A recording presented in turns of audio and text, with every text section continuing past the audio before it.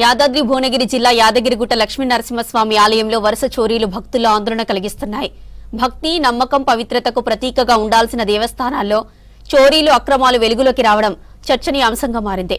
ఆలయంలో సుమారు 10 లక్షల రూపాయల విలువైన స్వామివారి బంగారు, వెండి డాలర్లు మాయమైన ఘటన ఆలయ వర్గాల్లో కలకలం రేపింది.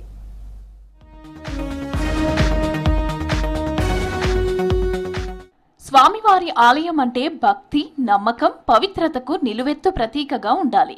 కానీ యాదగిరిగుట్ట లక్ష్మీ నరసింహస్వామి ఆలయంలో ఇటీవల వరుసగా బయటపడుతున్న చోరీలు, అక్రమాలతో భక్తుల్లో ఆందోళన కలుగుతోంది.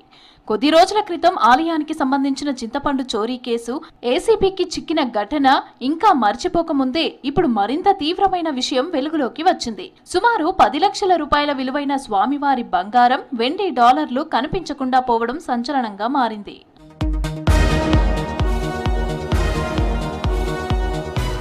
ప్రచార శాఖ ద్వారా భక్తులకు అమ్మే బంగారు, వెండి డాలర్లు మాయమైనట్లు ఆడిట్లో బయటపడింది. భక్తుల నుంచి కానుకల రూపంలో వచ్చే బంగారం, వెండితో స్వామివారి ప్రతిమను కూడిన డాలర్లను తయారు చేసి దేవస్థానం భక్తులకు అమ్ముతుంది. బంగారు డాలర్ ఒకటి 3 గ్రాముల బరువుతో ఉండగా వాటి విక్రయం ద్వారా వచ్చిన నగదును తప్పనిసరిగా చలాన్ ద్వారా దేవస్థానం బ్యాంకు ఖాతాలో జమ చేయాల్సి ఉంటుంది. చింతపండు ఘటన మీద కూడా కొంత సస్పెండ్ చేసినామన్నారు, ఇదన్నారు. ఈ బంగారం, వెండి నాణ్యాలు కూడా రికవరీ అంటున్నారు. అప్పుడున్న బంగారం ధరలెంత, ఇప్పుడున్న బంగారం ధరలెంత? అప్పుడు 10 లక్షల రూపాయలు విలువ చేసే బంగారం ఉంటే ఈ రోజు దాదాపు అది 50-60 లక్షల రూపాయలైంది. మీరు రికవరీ చేసేది 50-60 లక్షలు చేస్తురా, అప్పటి రేటున్న 10 లక్షలు చేస్తురా? ఏది చెప్పకుండా, ఏది క్లారిటీ ఇవ్వకుండా దేవస్థాన ఉద్యోగులు చేస్తున్నటువంటి తీరును స్థానికునిగా మేము ఖండిస్తున్నాము. ఈ ఆడిట్ కూడా ప్రతి 3 నెలలకు ఆడిట్ జరగాలి. మరి ఈ 3 నెలలకు ఒకసారి జరుగుతుందా, ఏడాదికి ఒకసారి జరుగుతుందా? ముఖ్యంగా ఏదైతే అధికారులు ఉన్నారో వారు నిర్లక్ష్యమే కొట్టొచ్చినట్టుగా కనబడతా ఉంది. అధికారులు తప్పు చేస్తే వెంటనే వాళ్ళని ట్రాన్స్ఫర్ చేసేటువంటి పద్ధతి ఉండాలి.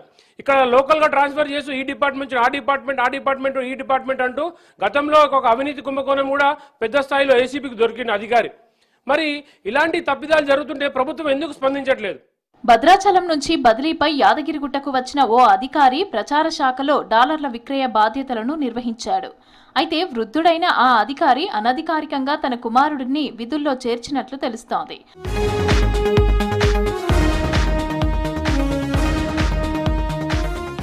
డాలర్లు విక్రయించి వచ్చిన నగదును దేవస్థానం ఖాతాలో జమ చేయకపోవడంతో ఆడిట్ తనిఖీల్లో ఈ వ్యవహారం వెలుగులోకి వచ్చింది. మొత్తం 18 బంగారు డాలర్లు, 48 వెండి డాలర్లకి సంబంధించిన నగదు దేవస్థానం ఖాతాలో జమ కాలేదని నిర్ధారణ అయింది. ఈ మధ్య యాదగిరిగుట్టలో ఎన్నో అవినీతి భాగవతాలు బయటపడతా ఉన్నాయి. ఇటీవల కాలంలో కూడా డాలర్ల విషయంలో కూడా 10 లక్షల రూపాయల అవినీతి బయటపడైంది. కానీ అధికారులు కేవలం తూతు మంత్రంగా కింది స్థాయి అధికారులను సస్పెండ్ చేసి పై స్థాయి అధికారులు కేవలం షోకాజ్ నోటీస్ ఇవ్వడం జరిగింది. కానీ గత 10 సంవత్సరాలుగా ఇక్కడ ఆలయంలో జరుగుతున్న అవినీతిపైన స్పష్టంగా ఒక విచారణ కమిటీ వేయాలి. ఎందుకంటే 1000 కోట్ల రూపాయల అవినీతి జరిగిందని చెప్పి స్థానికులు భావిస్తూ ఉన్నారు. ఏదో ఈ అవినీతి అనేది చాలా ఇబ్బందికరంగా ఉంది. కాబట్టి ఇప్పటికైనా ప్రభుత్వం స్పందించి గత 10 సంవత్సరాలుగా జరిగినటువంటి అవినీతి పైన ఒక సిబిఐ ఎంక్వైరీ చేయాలి. స్వామివారికి వచ్చిన బంగారం అంతా డాలర్ రూపంలో మార్చి విక్రయించడం జరుగుతుంది. అయితే ఈ మధ్యలో ఏమైందంటే యాదగిరిగుట్ట దేవస్థానంలో మనకు ఈ డాలర్లు అనేటివి మిస్ అయినాయని డైరెక్ట్గా డిఈఓ గారు భాస్కర్ శర్మ గారు ఒప్పుకోవడం జరిగింది. అధికారుల దృష్టి తీసుకొచ్చినప్పుడు దాన్ని రికవరీ చేసినామని చెప్తున్నారు. కానీ తూతు మాత్రంగా ఏదో సస్పెండ్ చేస్తున్నారు. తర్వాత మళ్ళీ దాన్ని ఎంత రికవరీ అయిందని ఏదైంది మాకు చెప్పలేదు. ఈ చోరీ ఘటన వెనుక అధికారుల నిర్లక్ష్యమే ప్రధాన కారణమని స్థానికులు, భక్తులు ఆరోపిస్తున్నారు. యాదగిరిగుట్ట దేవస్థానానికి వచ్చే ఆదాయం సక్రమంగా వినియోగం కాకుండా పక్కదారులు పడుతోందని భక్తులు ఆవేదన వ్యక్తం చేస్తున్నారు. రాబోయే కాలంలో ఇంకెంత అవినీతి జరుగుతుందో ఈ విషయాన్ని అధికారుల దృష్టికి తీసుకుపోతున్నాము.